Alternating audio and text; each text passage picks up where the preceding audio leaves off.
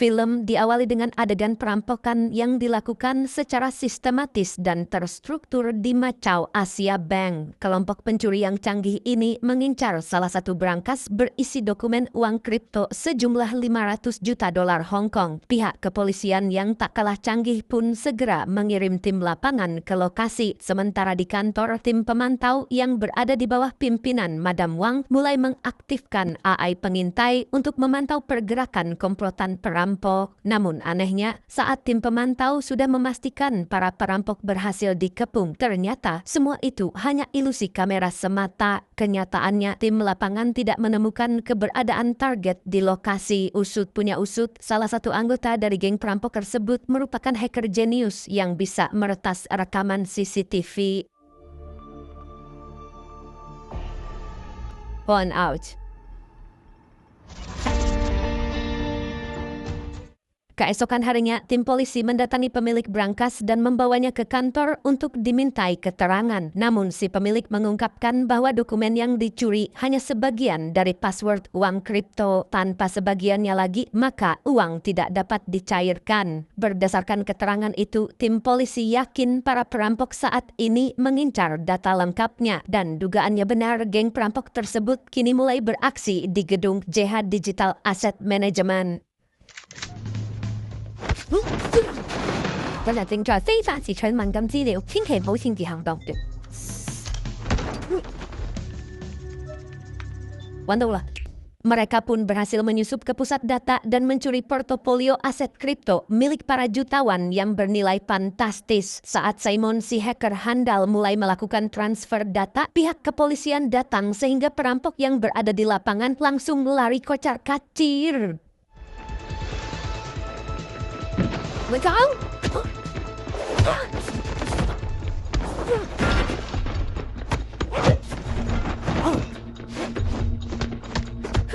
Dalam aksi itu, kapten dari tim polisi yang bernama Wu berhasil disandra oleh geng perampok. Kemudian, pertarungan epik pun pecah di dalam lift.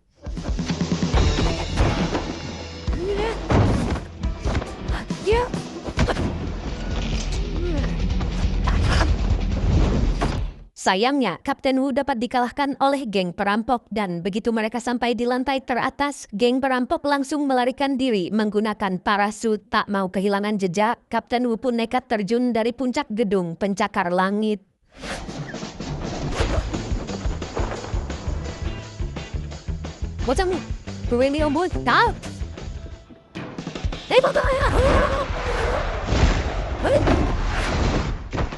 Sementara itu, geng perampok mendarat di rooftop gedung Wynn Macau. Mereka pun langsung beraksi menumbangkan seluruh tim keamanan.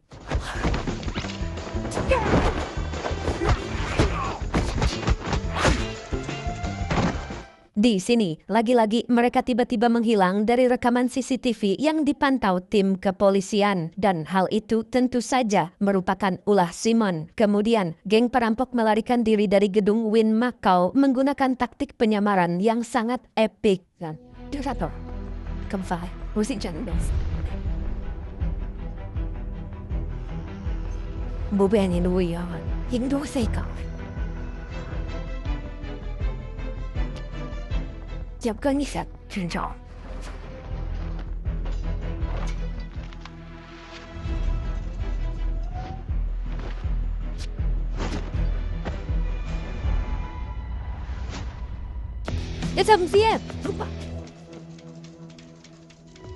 Câu nào? 还没搞给了。你話不風追數不什麼執法在吧？說他的小孩那樣不該什麼都沒有了。給我關上門！傻蛋啊！給我關上門！吉場樹表演唔係12點之後嘅咩？嗰邊。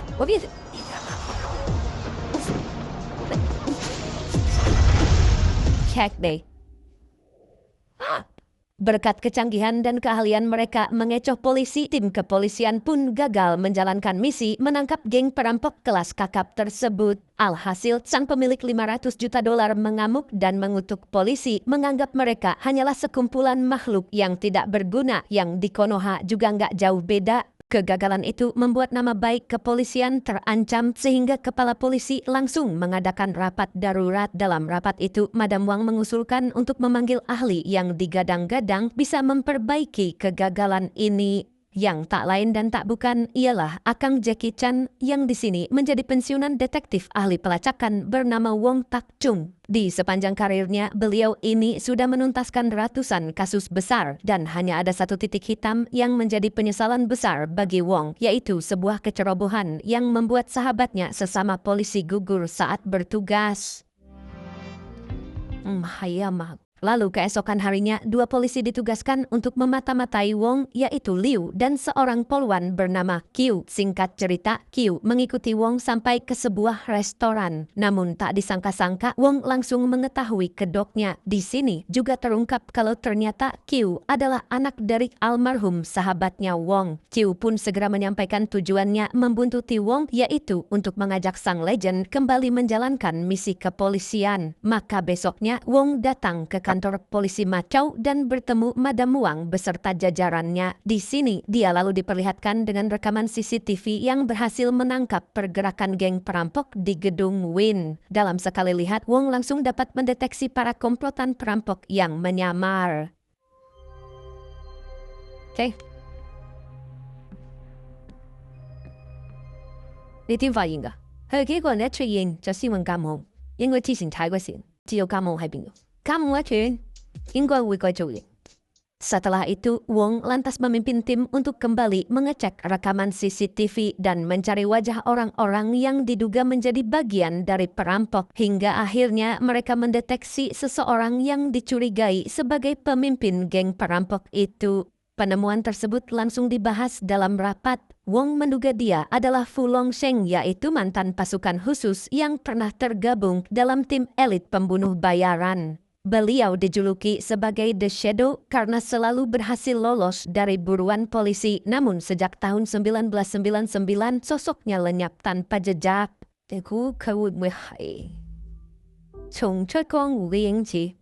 Awalnya, Wong mengusulkan agar mereka mengirim tim intel untuk memantau area Old Town. Namun ternyata saat ini divisi intel sudah dibubarkan dan diganti dengan AI. Tapi nyatanya teknologi AI gagal menangkap para perampok. Oleh karena itu, Wong diminta untuk membentuk pasukan khusus. Karena gimana pun juga manusia tetap lebih cerdas dari AI.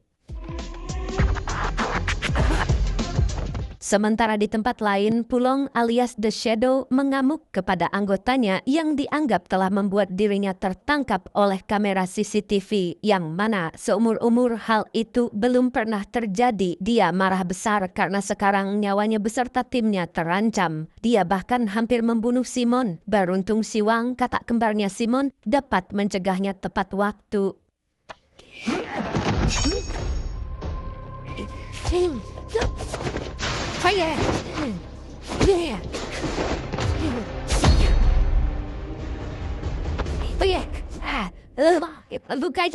Lalu besoknya kita diperlihatkan dengan Qiu yang sedang latihan tinju di tempat gym. Sampai tiba-tiba sekelompokan polisi lain menghampirinya. Dengan terang-terangan mereka menghina Qiu karena sebagai polisi badannya tergolong kecil. Mereka juga mengatakan kalau Qiu bisa menjadi polisi hanya karena bapaknya dulu juga polisi. Mendengar itu, Qiu yang emosi pun langsung memberi mereka pelajaran. Ya. Đây, ngoài sát, come on.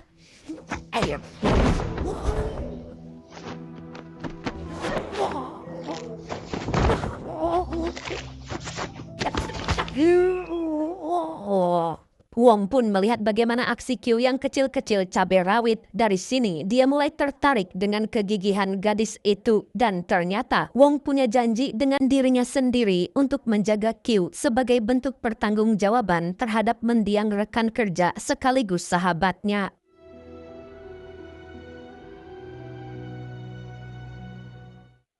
Beberapa hari kemudian tiba waktunya untuk Wong memilih orang-orang yang dinilai bisa menjadi bagian dari pasukan khusus dan mereka yang terpilih adalah Liu Qiu, tofu nasi puding dimsum, Egi, Lucky dan roti. Tanpa membuang-buang waktu, besoknya tim yang diberi nama Adorable Unit itu pun langsung dikerahkan ke lapangan. Mereka menyebar di area Old Town dengan melakukan penyamaran. Ada yang jadi kang bakso, badut, kurir Shopee Food, dan pesepeda. Di sini, Wong memberikan banyak ilmu dan pelajaran berharga dalam menjalankan misi rahasia kepada anggota timnya yang kebanyakan Gen Z itu. Namun, selama 12 hari mengintai seluruh area Old Town, mereka tak kunjung mendapatkan petunjuk. Ciu sampai kesal sendiri karena di saat yang lain terjun langsung ke lapangan, dia justru mendapat tugas yang membosankan, yaitu menemani Wong memantau tim dari taksi gadungan. Sementara itu, di markas Shadow memberi wejangan kepada anak buahnya. Dia juga menyerahkan misi berikutnya agar dirancang oleh Simon yang cerdas dan berjiwa muda sebab rencananya dalam melakukan tindak kriminal masih menggunakan cara lawas. Maka dari itu, Simon bersembunyi di panti asuhan untuk menyusun strategi. Kemudian, dari sini terungkap bahwa anak buah Shadow merupakan anak-anak panti asuhan yang dia asuh dan dia rawat seperti anak sendiri. Itulah sebabnya mereka semua patuh dengannya karena menganggap Shadow telah berjasa menyelamatkan mereka dari kelaparan. Hingga di hari ke-15, Qiu yang sedang beli pecel lele tiba-tiba melihat aksi kejahatan terhadap dua gadis di sebuah gang. Instingnya sebagai pelindung masyarakat pun langsung aktif. Meskipun Wong sempat melarang, tapi Qiu tetap nekat membrutal. Namun ternyata Qiu kewalahan melawan 3 preman sendirian. Beruntung Wong segera datang untuk membantunya sebelum terlambat.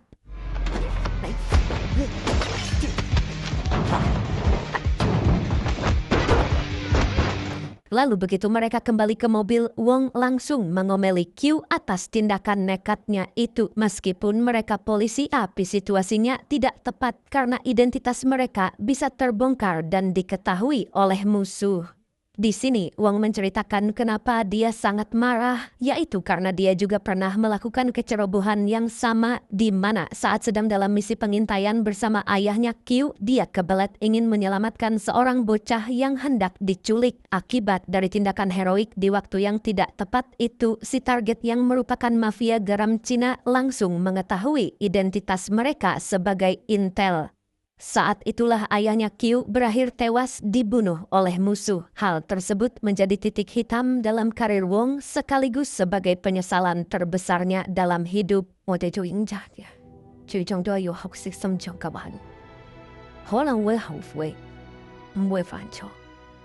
Ternyata kisah kelam Wong beserta nasihatnya didengar oleh seluruh tim yang seketika ikut sedih. Lalu tak lama setelahnya, Qiu dan Wong sama-sama melihat seseorang yang diduga adalah The Shadow di sebuah pasar. Dengan cepat, Wong menyampaikan penemuan itu kepada tim. Kemudian, semua anggota tim baik di lapangan maupun di ruang pemantau segera bergerak. Begitu anggota lainnya merapat ke pasar, Wong juga memerintahkan Qiu untuk turun karena Shadow belum mengenalinya sebagai polisi. Wong kemudian memberi arahan untuk timnya agar bisa mendapatkan wajah orang yang diduga Shadow itu.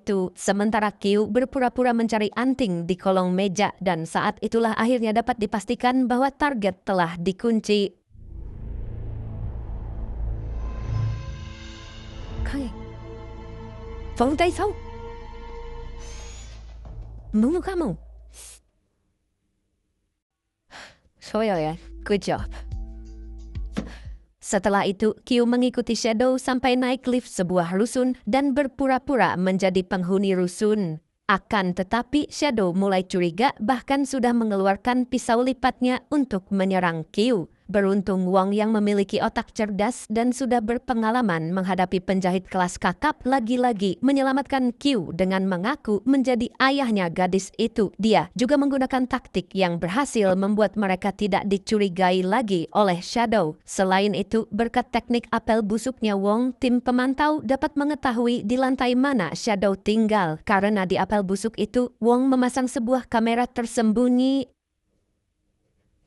Paling ya Allah, Dari situ akhirnya Wong dan Q menyewa salah satu unit untuk memantau pergerakan Shadow. Begitu pula dengan tim lainnya yang menggunakan kamera pengintai berteknologi tinggi untuk memata-matai kegiatan Shadow di tempat tinggalnya. Mereka juga mengambil plastik sampahnya Shadow dan menemukan permainan logika angka yang sudah robek. Tapi anehnya semua jawabannya salah, padahal Shadow terkenal memiliki IQ tinggi. Bukan itu saja, dari hasil pemantauan kegiatannya Shadow saat gabut hanya memainkan bubble wrap. Entah apakah dia pengen jadi penjual all shop, tidak ada yang tahu. Beberapa hari setelahnya, Wong dan Shadow berjumpa lagi di pasar. Di sini, mereka ngobrol basa-basi, kemudian Wong mengundang Shadow untuk makan malam di rumahnya. Singkat cerita, malamnya Shadow datang membawa sebotol bandrek. Namun Shadow yang selalu berhati-hati memeriksa setiap inci rumahnya Wong dan memastikan dia tidak dijebak. Dan di sini, dia juga memperlihatkan keahliannya dalam menggunakan pisau yang merupakan ciri khas The Shadow. Wah, kemudian saat mereka bertiga makan bersama, Q memanfaatkan kesempatan itu untuk meretas data-data di ponselnya Shadow. Setelah berhasil mencuri data dan Shadow sudah pulang, Q lalu menyerahkan data itu kepada tim IT di kantor polisi. Namun, di waktu yang bersamaan, anak didiknya Shadow juga berhasil mendapatkan data dirinya Q dan Wong. Dan malam itu juga, Siwang datang untuk menyerang Wong di rumahnya.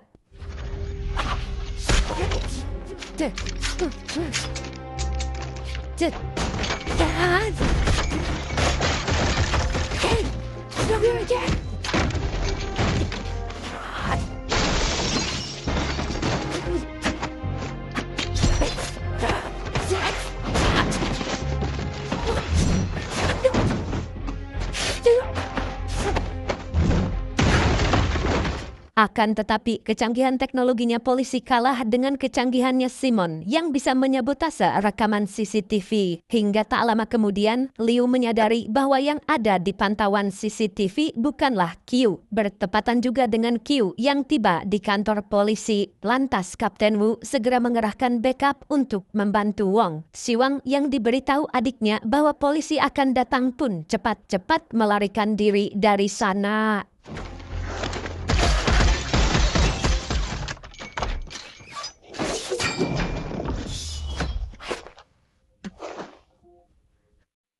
Besok malamnya, tim Adorable Unit menjadi lebih gencar bergerak memantau Shadow. Kebetulan saat itu, Shadow juga pergi menggunakan taksi yang sama yang pernah dia naiki dalam aksi perampokan di awal film tadi. Tim IT di kantor polisi pun lantas merekam wajah sopir taksinya untuk dicari tahu identitasnya. Sedangkan Shadow sendiri terpantau sedang menuju kantor polisi, entah untuk apa. Sementara di sisi lain, Wong mulai menyadari ada yang janggal dengan bubble wrap dan permainan angka yang dimainkan Shadow. Akan tetapi sebelum dia sempat menyampaikannya ke tim, tiba-tiba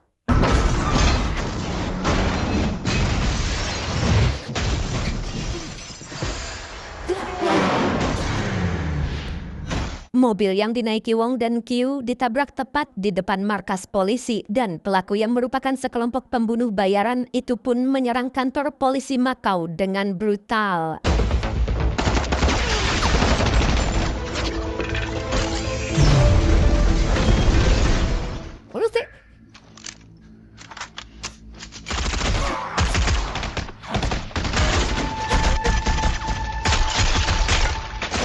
Di tengah aksi baku tembak, Wong yang telah siuman segera bangkit untuk membantu Q. Lalu Wong mencuri kesempatan untuk memberitahu Q soal bubble wrap dan permainan angka yang ternyata adalah kode rahasia sebagai bentuk komunikasi Shadow dengan timnya.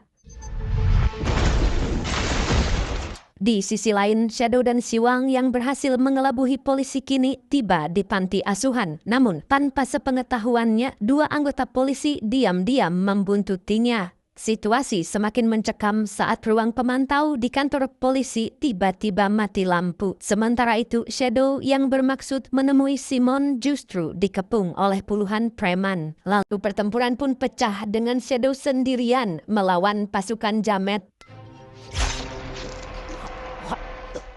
Don't go my dog! Di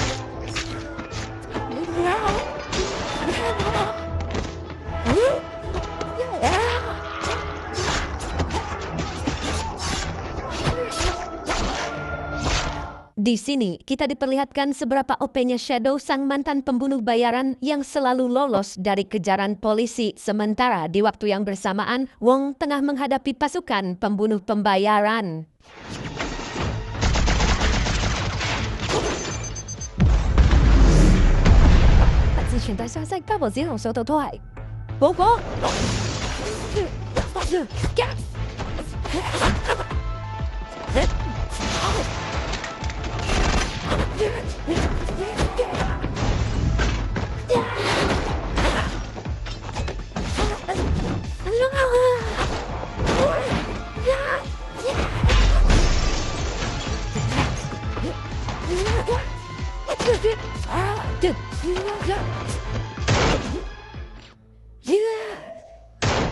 Dan sesuai dugaan kita semua, sang legend pun berhasil menumpas habis pasukan bersenjata itu. Lalu kita diperlihatkan dengan Shadow yang baru saja selesai membantai pasukan Jamet. Tak lama kemudian, Siwang muncul dan mengungkapkan fakta bahwa dia beserta kembarannya lah yang merencanakan penyerangan tersebut. Mereka menganggap sang ayah angkat sangat berbahaya sehingga berniat membunuhnya sebelum anak-anak yang lain menjadi korban. Hal itu mereka sadari setelah Shadow hampir membunuh Simon di awal film. Lantas demi menyelamatkan nyawa saudara-saudaranya, Siwang pun nekat mengorbankan diri dengan menghadapi Shadow secara langsung.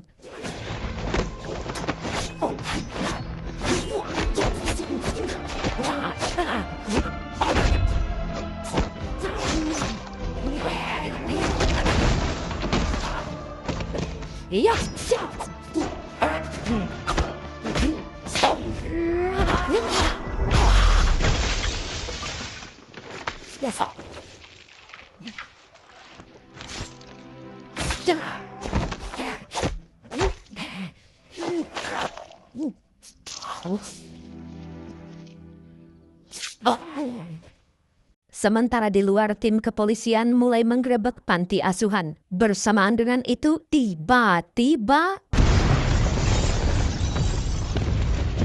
kita kembali ke markas polisi Macau yang kini mulai membersihkan kekacauan. Pemimpin pasukan bayaran pun diringkus, tapi Madam Wang mendapat laporan mengejutkan bahwa saat mati lampu tadi ada penyusup yang sempat mengakses server berisi kripto 10 miliar dolar Hong Kong yang tersimpan di markas kepolisian. Mereka bahkan menyamar sebagai tim SWAT untuk masuk ke kantor polisi. Untungnya, tanpa kunci dekripsi dan 12 kata sandi rahasia aset itu masih aman. Dan para penyusup itu tak lain dan tak bukan adalah Simon dan kawan-kawan. Sementara itu, di perjalanan pulang, Simon memperingatkan anak angkat Shadow lainnya tentang betapa berbahayanya sosok yang selama ini mereka anggap pahlawan. Dengan licik, beliau bahkan menjadikan anak-anaknya sebagai umpan, sehingga polisi bukan mengejar Shadow, tapi malah memburu Simon CS.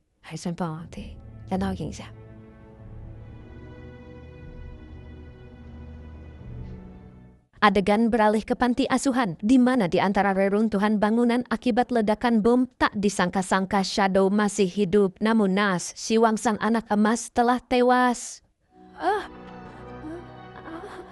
Tak berselang lama, Kapten Wu dan tim datang untuk meringkusnya. Namun, sebelum menyerahkan diri, Shadow mengatakan ingin menunjukkan sesuatu di gedung Win. Sedangkan Wong CS kini bergerak mencari Simon CS. Dengan cepat, seorang agen berhasil menangkap jejak tim perampok canggih tersebut di mana mereka sedang menuju gedung Win yang kebetulan sedang ada pameran seni. Hal ini mengungkap pola yang sama, yaitu saat terjadi perampokan di awal film tadi di gedung Win juga sedang ada pameran seni. Maka kemungkinan besar saat ini Simon CS akan beraksi melakukan perampokan kembali. Mendengar itu, Wong CS pun bergegas ke gedung Win dan kebetulan mereka tiba bersamaan dengan Simon CS. Lantas, aksi kejar-kejaran serta pergelutan epik pun kembali terjadi di gedung Win.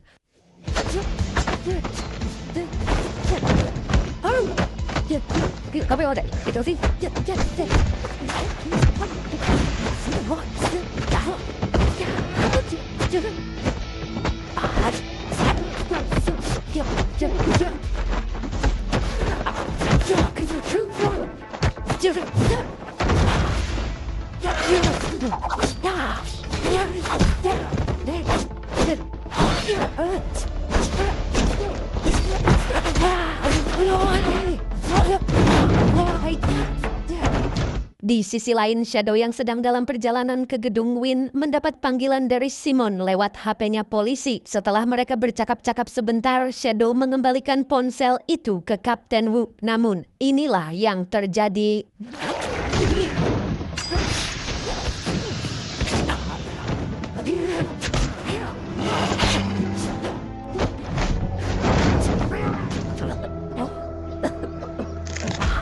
Kembali ke Wong CS yang masih mencari keberadaan Simon di antara kerumunan pengunjung pameran seni. Karena Q sempat frustasi, Wong memberi Q arahan agar bisa lebih fokus. Namun sayangnya alat komunikasinya Q tiba-tiba mati. Dan tak lama kemudian Liu datang dan meminjamkan miliknya supaya Q bisa berkomunikasi dengan tim. Lantas Q memberitahu Liu soal penemuannya, yaitu bahwa Simon adalah kembaran si sopir taksi yang tak lain adalah si Wang. Mendengar itu, Liu pun segera mencari orang yang wajahnya mirip dengan Si Wang. Singkat cerita, dia berhasil menemukannya di sebuah stasiun. Namun, saat Liu hendak mengejarnya, tiba-tiba dia diserang oleh sesosok orang psikopat. Ya, dia adalah Shadow. Dan setelah menyerang Liu, beliau melanjutkan aksi menikam Simon.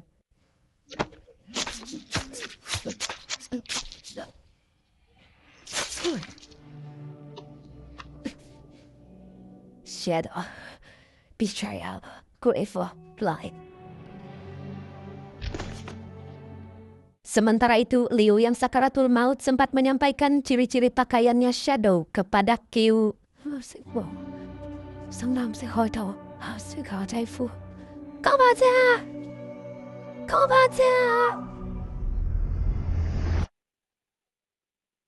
Beberapa hari setelah kejadian yang menewaskan Liu dan Simon, keadaan sempat kembali normal. Namun, di balik itu, sang target utama masih berkeliaran bebas. Sementara timnya Wong diganti dengan tim lain untuk melanjutkan penangkapan The Shadow. Tapi Q yang belum puas pun menyatakan kalau dia akan tetap mencarinya meskipun sendirian. Lalu terlihat Wong menemui Q di kantor polisi untuk mengantar makanan. Di sini mereka berdua bercakap-cakap, lalu Wong memberi petunjuk bahwa Shadow pasti belum mendapatkan uang itu. Bagaimanapun juga dia adalah pencuri dengan gaya kuno yang tidak tahu caranya mencairkan uang kripto, dan sesuai dugaan Shadow menghubungi pemilik aset kripto untuk mendapatkan password. Dari hasil interogasinya Q terhadap si pemilik aset, Shadow akan bertemu dengan orang itu di sebuah warkop. Selagi Q pergi ke warkop, Wong menghubungi tim kepolisian agar segera bersiap. Tak lama kemudian, Shadow pun menyadari keberadaan Q di salah satu meja. Tapi di sini, dia ternyata masih belum tahu kalau Q adalah polisi. Q pun memanfaatkan hal tersebut untuk mengulur waktu selagi menunggu Wong CS tiba. Dan begitu mereka sama-sama menyadari kedatangan Wong, Shadow pun berusaha melarikan diri. Namun, Wong jauh lebih cerdas daripada dirinya. Maka duel brutal antara dua orang yang sama-sama OP pun pecah.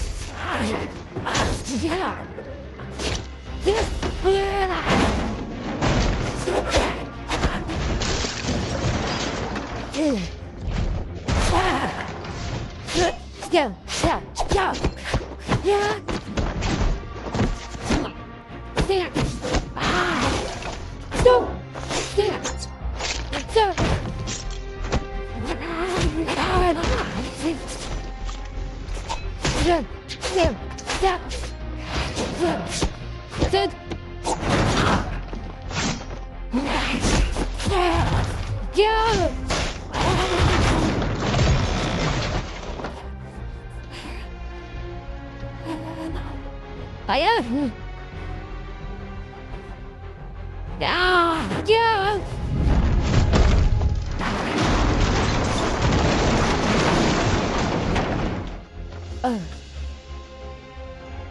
Yeah.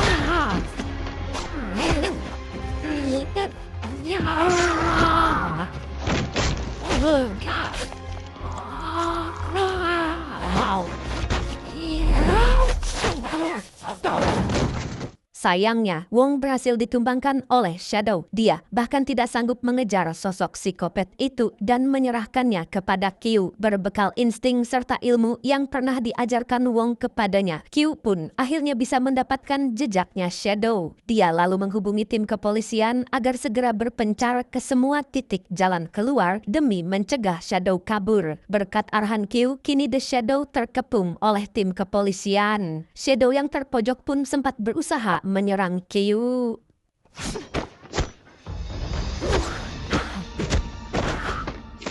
Namun tak disangka-sangka Q berhasil menumbangkannya dengan mudah. Kemudian Wong menyerahkan borgol kepada Q sebagai tanda bahwa Q berhasil menyelesaikan misi besar ini. Papa, ada wedding tour. Dan film pun tamat.